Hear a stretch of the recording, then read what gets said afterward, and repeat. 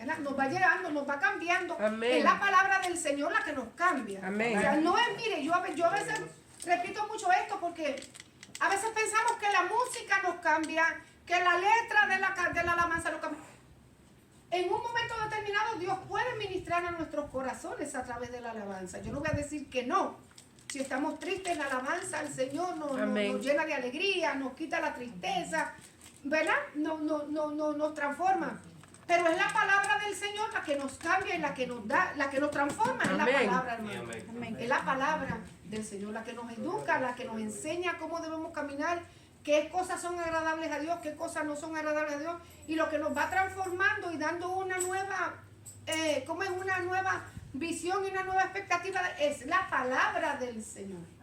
El leerla, estudiarla, el ponerla por obra, porque no es solamente leerla y estudiarla, es ponerla por obra. Amén. Y cuando la ponemos por obra somos transformados.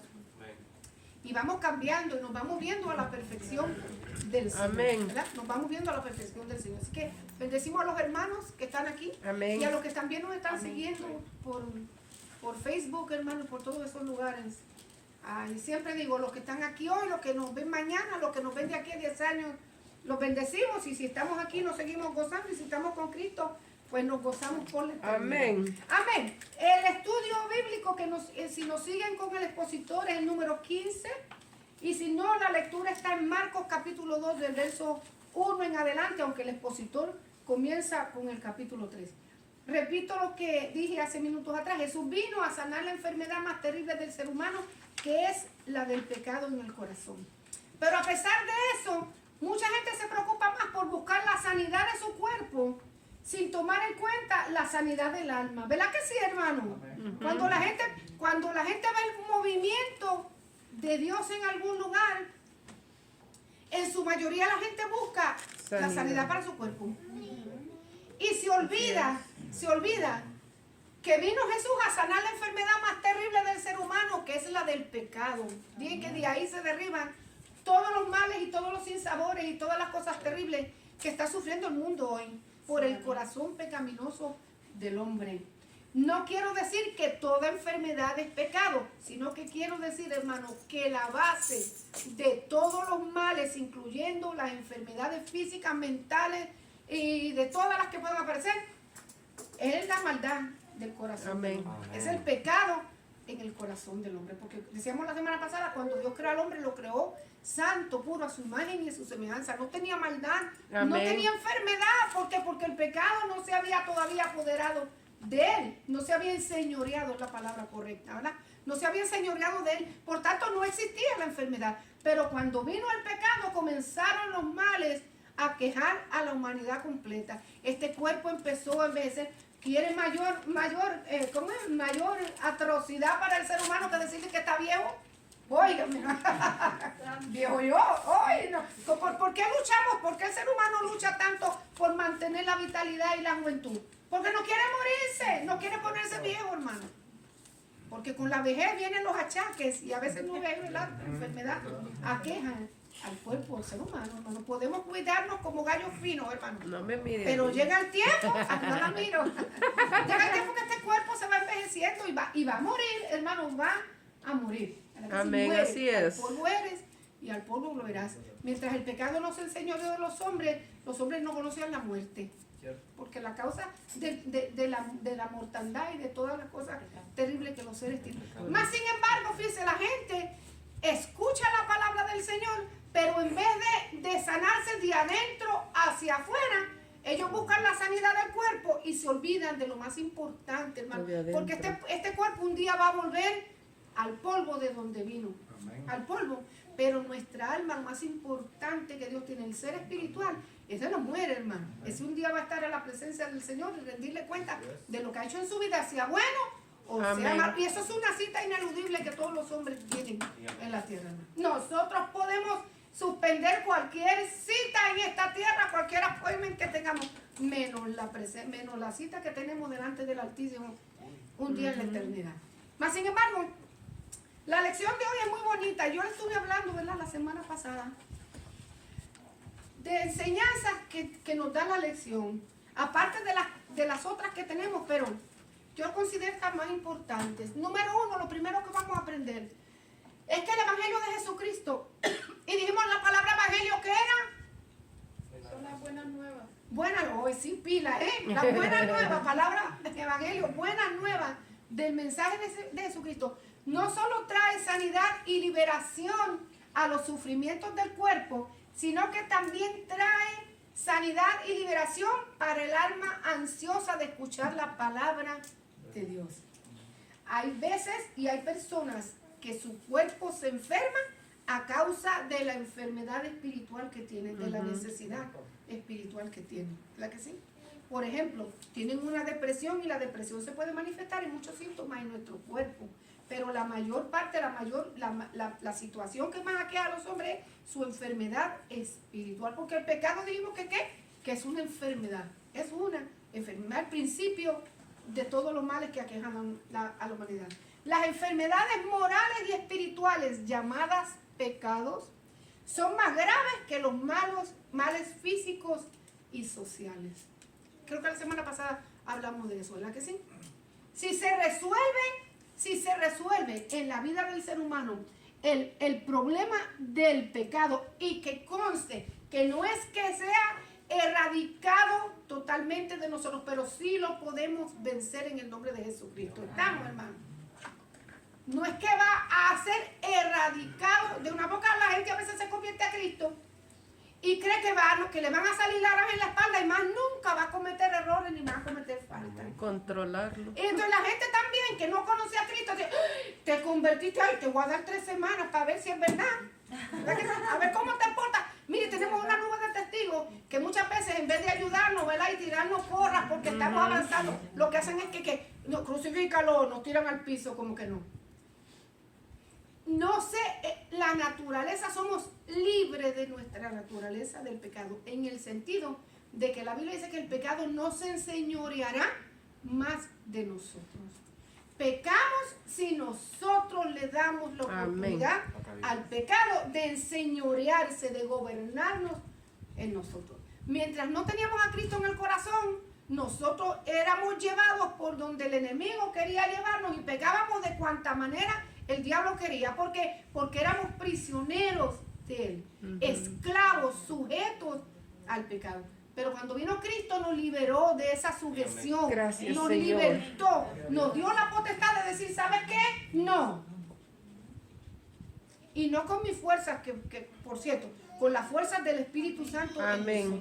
No, cedo si yo quiero. No dice, no presentéis vuestros miembros como ocasión al pecado. No los presentemos.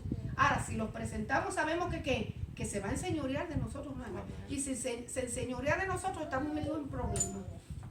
Pero tenemos la autoridad de Dios de decir, no, no quiero, no lo voy a hacer. Amén. En el nombre de Jesucristo, no lo voy a hacer. Entonces, pero somos sanos en el corazón de la malicia. Somos sanos en el corazón de la maldad. El Señor va purificando nuestros pensamientos, va purificando nuestros sentimientos, va purificando nuestra forma de vida. Él nos va santificando a medida que nosotros nos vamos acercando a Él. Amén. ¿Verdad que sí? Él nos va santificando. Porque tampoco es que yo estoy aquí y Dios está a 15,000 millas o leguas de mí. Y no, como no me acerco, pues sigo viviendo una vida. Me convierto a Cristo, pero no me acerco a la casa del Señor. No estudio, no permito que me ministren, no recibo un discipulado que me ayude a crecer. Entonces, depende de mí. No, si yo no hago los pasos o tomo los pasos pertinentes para el crecimiento espiritual, no voy a crecer. Amén. Y voy a seguir siendo un cristiano mediocre. Perdonen la palabra que suena fea y golpea, pero así, es así. Entonces un cristiano mediocre, ¿a qué se dedica? A señalar, a criticar, a decir, a mirar las faltas de los demás, porque no hay madurez ni hay crecimiento. Entonces, ¿estamos bien hasta ahí? Amén. Okay. Bueno, entonces, sí, el Evangelio de Jesucristo no solo trae sanidad del cuerpo, sino, es más, miren lo que dice aquí. El Señor Jesucristo conoce la verdadera necesidad del ser humano, solamente Dios nos conoce. Amén. Y gracias a Dios que no andamos con un letrero de esos iluminados en la cabeza. Hermano, porque ¿en qué lío andaríamos nosotros? Solamente Él conoce la verdadera necesidad del ser humano. Amén. Y su prioridad más importante no es la de realizar milagros, sino comunicar a la gente el mensaje de salvación. Esa es la prioridad del Evangelio de Jesucristo. No de sanar, porque Jesús solamente sanaba ¿para qué? Para glorificar al Padre. ¿Y para qué más? Para que la gente creyera. Para que la gente creyera que Él era el enviado de Dios en esta tierra, ¿verdad? Para que la gente supiera cuál era su identidad. Ni para dar un show, ni para dar un espectáculo, ni para que nadie le torciera el brazo. No. Y fíjese que mucha gente venía, pero no a todos los sanó. Por dos causas. Primero, porque no estaba tal vez en la voluntad de Dios, aunque la voluntad de Dios era siempre sanar y restaurar. Pero había gente que se acercaba a Él sin fe. No recibían, no venían.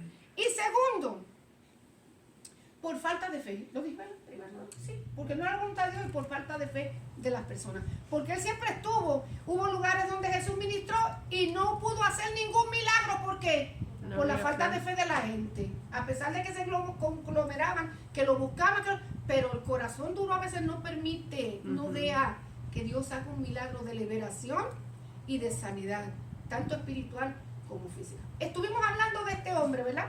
Que Jesús, después que vino de una gira evangelística, ya en Capernaum, después de estar mucho tiempo fuera, Capernaum era el centro de operaciones de Jesús. De ahí se movía Jesús para distintos lugares en Galilea y en todo ese territorio. Llegó ahí, la gente comenzó a llegar. Y mientras Jesús estaba predicando, porque la prioridad de Jesús siempre fue que el mensaje primero. El mensaje primero. ¿Por qué? ¿Por qué el mensaje primero? ¿Por qué el mensaje primero? ¿Por qué Jesús siempre predicaba antes de obrar milagros? Porque por el oír viene la fe. Por el oír viene la fe. ¿Por qué más? Para dar las nuevas buenas de salvación. Para dar la buena nueva de salvación. ¿Y para qué otra cosa? Estamos cerquita por ahí. Espíritu Santo. ¿Para qué? Para el Espíritu Santo. No, aunque Él está en toda. Sí. ¿Para qué? Para que supieran que Él era el enviado. Para sanar la enfermedad más terrible del ser humano, que es el pecado. La palabra de Dios es la que liberta al hombre del pecado y de la esclavitud. Yo puedo venir a Cristo por un milagro. ¿Me explico? Yo recibo un milagro y ese milagro me hace a mí de tanto agradecimiento venir a la presencia de Jesús y aceptarlo como mi Salvador. Pero ese milagro no viene porque yo lo anhelo. ¿Sabe por qué viene? Porque Jesús conoce la verdadera necesidad del ser humano. Y como Él conoce la verdadera necesidad del ser humano, Él opera a través de esa omnisciencia, de ese conocimiento que Él tiene de los corazones. Cuando vino este hombre, antes de entrar al paralítico, mucha gente viene a Cristo, recibe el milagro, pero no recibe la salvación de su alma. Sin embargo, Dios lo hace ¿para qué? Para que no tengan una excusa. Miren lo que puse aquí. Dios en su misericordia nos ha permitido un evangelio que abarca todas las dimensiones de la vida, a fin de que nadie no tenga excusa para no creer en Él. Amén. Él hace el milagro y se van y nunca más vuelve. ¿Usted cree que algún día ellos no van a tener que darle cuenta a Dios de aquello que recibieron? No tienen excusa, lo recibieron. Pero Dios ministra primero con el corazón del ser humano. Este hombre tenía fe, el paralítico tenía fe y sus amigos también, porque si no, no hubieran hecho lo que hicieron. Romper una casa ajena, el techo, y meter al amigo por ahí. Vamos a llevarlo. Jesús está aquí en Capernaum, Jesús está en casa. Inmediatamente la gente comenzó a moverse. ¿Por qué? Porque la gente tenía necesidad. La gente tenía en el corazón necesidad. Tenía hambre y necesidad. Primero, de un milagro. Segundo, una necesidad espiritual que tal vez en la sinagoga no la podían satisfacer. No todo el mundo se mueve porque tiene necesidad espiritual. Mucha gente se mueve ¿por qué? Por los panes y los peces. Lamentablemente hoy en día, ¿por qué más la gente más se motiva? Por los panes y por los peces, hermano. pero no porque tiene necesidad, tiene necesidad, déjeme arreglar eso, tiene necesidad, pero no quiere aceptar al que lo puede sanar de esta necesidad. ¿Me explico? Todos los seres humanos tienen necesidad espiritual, pero no quieren aceptar a Cristo porque esa no es mi prioridad. Sin embargo, Dios le ministra a través de la palabra. La iglesia no se puede enfocar en los milagros, la iglesia no se puede enfocar en los prodigios y las maravillas. La iglesia no puede seguir, los prodigios y las maravillas tienen que seguir a la iglesia, pero el enfoque principal del mensaje de la iglesia tiene que ser el mensaje de salvación, que Cristo sana, que Cristo salva, que Cristo liberta, que murió en la cruz del Calvario para que nosotros fuéramos salvos, libres del pecado, de la terrible enfermedad que se llama pecado. Ese es el mensaje de la iglesia. Las demás cosas se manifiestan por gracia y voluntad de Dios. ¿Me explico? Pero ese es el mensaje que Jesús enfocaba. Los apóstoles se enfocaban en eso, en el mensaje de Jesucristo. Él vino la semana pasada, lo leímos, ¿verdad? Que él leyó el libro de Isaías y dijo, el Espíritu del Señor está sobre mí y me ha ungido para esto, para aquello, para el otro, para el otro. Nosotros, estos hombres, este hombre tenía necesidad. Y fíjense, porque yo sé que tiene necesidad. Si nos vamos ahí, dice, e inmediatamente se juntaron muchos, verso 2. De manera que no cabía ni aún a la puerta y les predicaba la palabra. No dice que les sanaba. ¿Qué decían? Les predicaba la palabra. Entonces vinieron a él trayendo un paralítico que era cargado por 4. Y como no podían acercarse a la causa de la multitud, descubrieron el techo de donde estaban. Haciendo una apertura, bajaron el lecho en el que yacía el paralítico. Y al ver Jesús la fe de ellos, de los 5, de los 4 que abrieron el techo más la del paralítico, le dijo, hijo, tus pecados te son perdonados. ¿Por qué no le dijo esto? Tu cuerpo es sano. ¿Por qué Jesús no le dijo, tu cuerpo es sano? Era que estaba enfermo. A través de ese pecado que había cometido, lo que había hecho era por posiblemente, ¿verdad? Las consecuencias del pecado en su vida le habían causado la enfermedad, porque en muchas ocasiones eso sucede también, ¿verdad? El pecado que hay en nuestra vida nos puede causar una enfermedad física. Mas sin embargo, la Biblia dice y enseña más adelante que la verdadera necesidad del paralítico era una necesidad espiritual. Jesús trabajó, bregó primero con la necesidad espiritual de aquel hombre. Se entiende más adelante, se sobreentiende más adelante en la lectura bíblica, que el hombre fue allí con fe y tal vez pensando, mi necesidad espiritual es primero. El Señor siempre va a atender la necesidad primaria del ser humano. Vio a aquel hombre y vio que su necesidad espiritual. Tus pecados te son perdonados. Una vez que recibió la sanidad espiritual, el Señor vergó con la sanidad física. El Señor conoce, Dios primero ministra nuestra necesidad espiritual, porque si si nosotros no recibimos la ministración a nuestra necesidad espiritual, ¿cómo vamos a entender lo que Dios quiere hacer en nosotros? Nunca, si usted va a través de la Biblia, ni los apóstoles ni Jesucristo tampoco, bregó con la necesidad física primero. Cuando fue a ver la niña que estaba muerta, ¿qué fue que le dijo a los padres? ¿Qué le dijo? Estaba dormida. Ella estaba, ¿y qué más le dijo?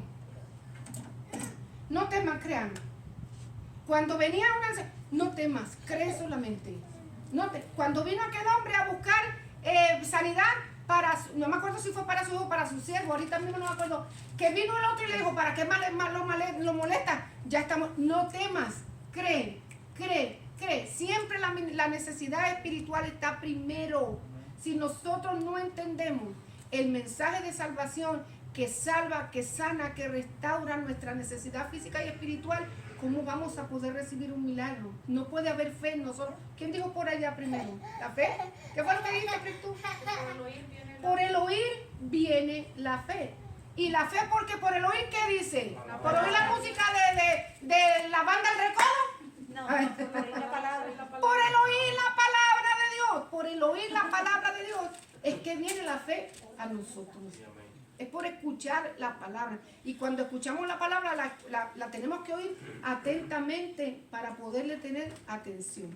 Eso quiere decir, no es solamente oír, es escuchar, prestar atención. Fíjese, solo Dios tiene poder para perdonar pecados.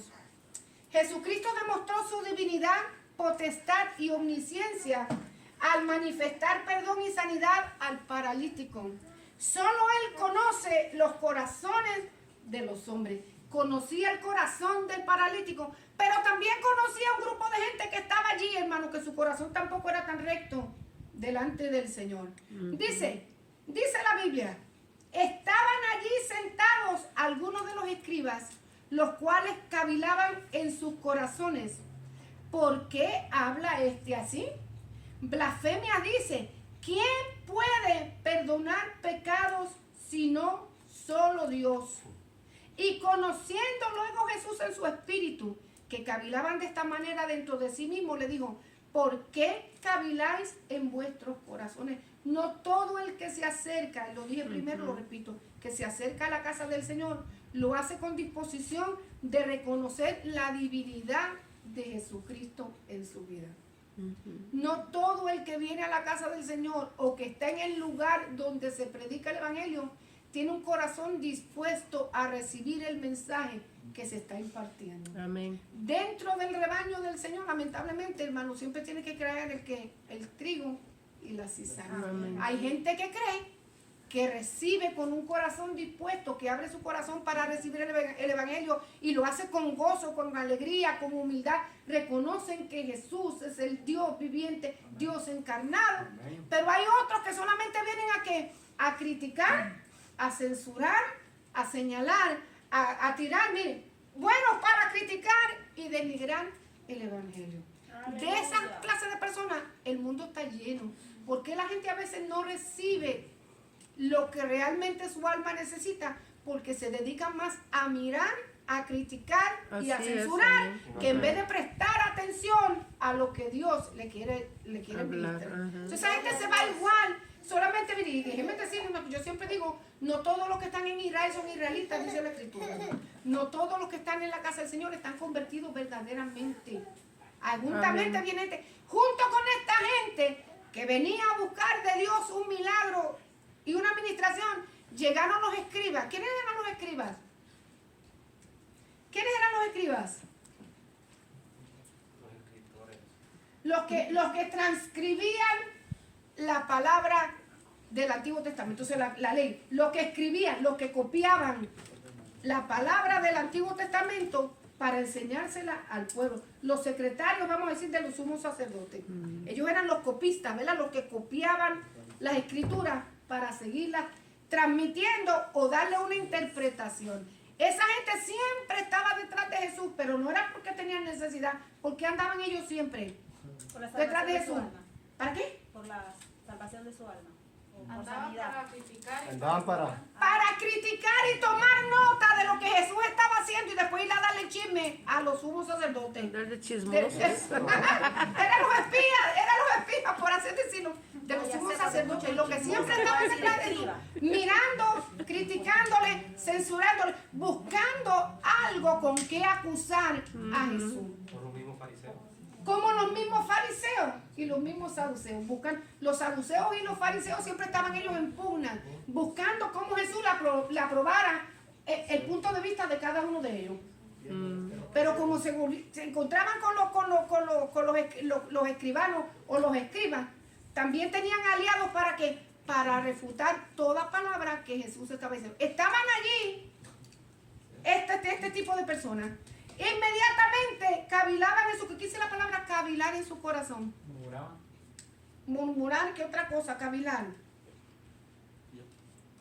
Chismear, pecado. Chismear. Criticar. Chismear. Chismear, pensar, criticar, Como hablar, censurar. Eso quiere decir dudar en el corazón. Fíjese, dos clases de corazones. El del paralítico que anhelaba perdón y liberación. Porque hay que estar en esos zapatos para conocer cuál es la necesidad del ser humano, hermano. Hay que estar en una vida de aprieto, en una vida de necesidad, en una vida, hermano, pecaminosa, en una vida que está atada a un vicio, a cualquier cosa, ¿verdad? Encadenado para poder saber cuál es la necesidad del alma. Porque hay gente que está ahí, hay gente que está atada por el pecado, por la maldad, por el diablo, son esclavos de Satanás, pero no quieren estar en esa condición. Sufren, lloran, gimen, se entristecen, se enferman del alma y del espíritu porque quieren anhelar ser libres, pero no tienen fuerzas para hacerlo.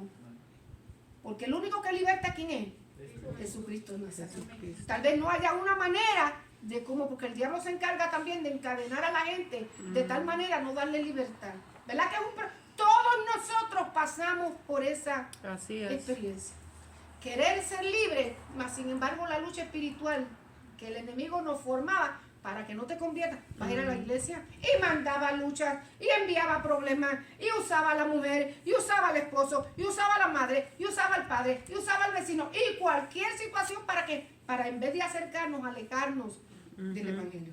Pero eso no quiere decir que cuánta gente en este momento está en una lucha espiritual porque quiere venir al Señor. Y usted le habla, hermano, y su corazón se conmueve y se le llenan los ojos de lágrimas y su corazón se entristece y se enternece porque ellos anhelan ser libres, pero solo no pueden. Necesitan tomar una decisión. Amén. Si hay casos donde el Señor los liberta por gracia y misericordia, no me pregunte por qué, pregúntele a Él. Amén. Pero por lo general el paso lo tiene que dar uno mismo. Uno mismo. Dios no va a enviar un ángel del cielo y va a romper nuestras cadenas y va a venir. En algún momento Dios le ministra de una manera personal, no sé ni por qué, no me pregunte, le repito otra vez. Pero el paso lo tenemos que dar nosotros. Caminar, dice, a todo aquel que quiera venir en pos de mí. ¿Qué dice lo demás? Negarse a sí mismo. Niéguese a sí mismo. Tome su cruz cada día y sígame. No dice yo lo voy a seguir hasta que usted decida soltar la cruz o tomarla y venir detrás de mí. Cada día. El que quiere venir en pos de mí. Número 1, se tiene que negar. ¿A qué me voy a negar? A esta vida de esclavitud que yo estoy viviendo porque solamente Cristo me va a libertar y me va a hacer libre. Me voy a negar a eso. Segundo, voy a seguirle al Señor. Lo voy a escuchar y lo voy a seguir. Voy a tomar mi cruz todos los días porque esto no es un evangelio de lechos de rosa. Jamás Jesús prometió a los hombres un lecho de rosas a través del evangelio. Aleluya. Nos prometió una vida libertad, nos prometió una vida de salud, nos prometió una vida de bendición, nos prometió estar con nosotros todos los días hasta el fin del mundo. No tengan miedo, yo he vencido al mundo. Amén. Pero si usted lee el evangelio, se da cuenta de que esto es una vida de luchas, que esto es una vida de bendición y de gozo, déjeme decirle, no una esclavitud, esto es una vida de bendición y de gozo para aquellos que quieran venir en poder. Amén. Señor, amén. Voluntariamente. Ahora, si yo estoy amarrada todavía y voy mirando la cadena que solté, ay, espérate un momentito. Y voy y la agarro otra vez y la suelto también, pero hay que el diablo dice, ve, acércate, pues está ahí, muchacho, agárrate, y voy. Si Como estoy el en perro. eso, no voy a disfrutar de la belleza del cristianismo, al contrario, el evangelio para mí va a ser una guerra, una Así lucha, es. pero si yo lo hago de corazón y le entrego al Señor mi vida, óigame, el evangelio me sabe a gloria, no importa la Amén. circunstancia que Amén. tenga, me sabe a gloria. Aleluya. Pero si estoy en este relajo, no voy a poder salir adelante. Yo tengo que Niéguese a sí mismo. negarme a mí mismo. Si me gustas, si me estuviste atraído, porque nosotros no podemos negar eso, mentira, no podemos negar eso. El diablo con su sutileza nos atrae de nuestra Así es. propia concupiscencia. Por eso es que nosotros tenemos que vivir una vida cerca de la presencia de Dios. Amén. Y yo sospecho que no vamos a terminar esta lección hoy tampoco. De una vida de gozo, ¿vio? Pero tenemos una lucha constante contra la carne. Mire, yo digo, no es que el enemigo, no lo estoy minimizando. El enemigo es nuestro enemigo. Me explico. Pero la lucha más grande que nosotros tenemos es la lucha Con interior. nosotros mismos. Con nosotros mismos. El negarnos a nosotros mismos. ¿Por qué? Porque esta carne está vendida al mal. Y la concupiscencia de nosotros. Somos libres de esa cadena, pero el enemigo siempre nos va a querer ¿qué? Nos pasa como un amiguito que nosotros tenemos allá en Honduras, ¿verdad? Él tiene una condición mental y su mamá, para que no se le vaya, lo amarra con una cadenita, con una cadena lo amarra, ¿verdad? Lo amarra para que no se vaya. Pero ¿qué hace el amiguito cuando él quiere ir al baño? Él se saca la cadena, va al baño y después Se vuelve la otra pone vez, otra se vez. pone la cadena y se sienta. Así estamos muchas veces nosotros, el Así ser es. humano. Entonces, mientras nosotros vivamos así, no vamos a poder ser vencedores, porque esa tentación siempre va a estar ahí. Pero el Evangelio la vida del Evangelio es una vida de paz, de gozo, hermano, de bendición, de alegría, de contentamiento. Amén. Y es más lo que recibimos, lo más bello y lo más sutil que podemos recibir de Dios, que lo que nosotros sufrimos en esta tierra por el Evangelio. Acuérdense siempre que Amén. sufrimos a veces o porque es necesario para el crecimiento de nuestra fe o porque nos gusta meternos en líos y problemas. Ya eso es otra cosa. Sí. ¿Sí? Porque siempre nos estamos metiendo en luchas y problemas y le estamos echando la culpa a Dios. Fuiste tú, ay, pero soy yo. Seguimos adelante. Dice, el corazón de los escribas decía, ¿por qué habla así blasfemia? Dice, ¿quién puede perdonar pecados si no solo Dios? Y conociendo luego Jesús en su espíritu, que cavilaban de esta manera dentro de sí mismo, le digo, ¿por qué caviláis así en vuestros corazones? ¿Por qué viene esa lucha? ¿Por qué esa crítica? ¿Por qué esa censura? ¿Qué es más fácil decir al paralítico, tus pecados se son perdonados? O decirle, levántate, toma tu lecho y anda. ¿Qué era más fácil? Decirle, tus pecados se son perdonados, o levántate, toma tu lecho y anda. ¿Qué era más fácil? Tus pecados te han perdonado. Des- Porque si no, se levantaba y iba a haber problemas. Tus pecados te son perdonados. ¿Por qué? Le voy a explicar por qué. Porque eso era en el ámbito invisible. No se veía. Para ellos, cualquiera puede decir, tus pecados te son perdonados. Cualquiera. Porque en el ámbito invisible no se ve. O sea, eso no se ve. Nosotros no podemos mirar a ciencia cierta si una persona es perdonada o no. Pecado, ajá. ¿Cómo yo no puedo decir si es perdonada o no? No. El perdón no se ve, Solo el perdón no se ve, el perdón no se toca, el perdón se siente. Aleluya. ¿Cómo yo puedo saber que una persona es perdonada? ¿Cómo? Cuando te sientes libre. Cuando te sientes libre, ¿cuándo más? Cuando una persona es perdonada. ¿Te sientes libre? ¿Cuándo más? Cuando el Espíritu Santo está ahí y hay algo que no te deja pecar. Cuando el Espíritu Santo está en tu vida y no te deja pecar y está Se detrás de ti, siente exacto. en tu corazón. Cuando lo sientes en tu corazón, ¿y cuándo más? Cuando hay cambios también. Cuando hay cambios en la vida. Me siento que el Espíritu Santo está conmigo, me siento libre, hay un cambio en mi corazón, pero ese cambio se tiene que manifestar. Tú lo sabes porque tú lo sientes y tú lo vives, yo lo Pues sé tiene porque que yo lo sé. manifestar. Pero ¿cómo ella se va a dar cuenta de que yo soy perdonada? Al ver el cambio. ¿Ella no está conmigo? Al ver el cambio. Al ver un cambio, porque usted piensa que la ciencia no puede aceptar el perdón de los pecados, porque no lo ve ni lo puede escribir en un libro, ni hay una fórmula para hacerlo. Por eso es que mucha gente incrédula no cree cuando una persona es salva. No lo puede creer. ¿Cómo yo lo veo y se manifiesta? Por Un los cambio. frutos, por el cambio, por la transformación. Así yo me doy cuenta, verdaderamente algo le pasó a esta gente. Si bien es cierto que físicamente hay cambios, ¿vio? Físicamente, no me estoy refiriendo, hermano, ni al vestido, ni al moño, ni a la cuerpa. Esos son cambios secundarios que vienen según yo me voy aprendiendo la palabra, pero hay cambios, Al hablar, mire, hay cambios en el hablar, al mirar. hasta en la mirada, nos cambia el semblante. Dios pone santidad en nosotros y la gente comienza a ver que algo le pasó a este hombre. Así como cuando nosotros somos cristianos y nos corrompemos, inmediatamente los cambios comienzan a funcionar y uno se da cuenta de que, espérate, algo aquí anda mal. Así mismo a la inversa sucede cuando nosotros venimos a Cristo. Los cambios comienzan a darse paulatinamente, pero comienzan Con algo hay seguridad algo. también. ¿Ah? La seguridad. Al hablar, a la seguridad. Al hablar, al caminar, al vestirnos, mire, hasta al caminar, al vestirnos, al hablar, al manifestarnos, los cambios comienzan a darse paulatinamente, pero los frutos comienzan a manifestarse.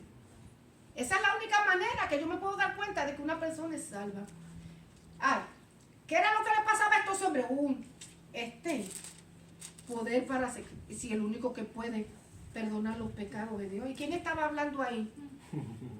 ¿Quién era el que estaba dando la autorización para perdonar pecados si solamente Dios era el que podía hacerlo?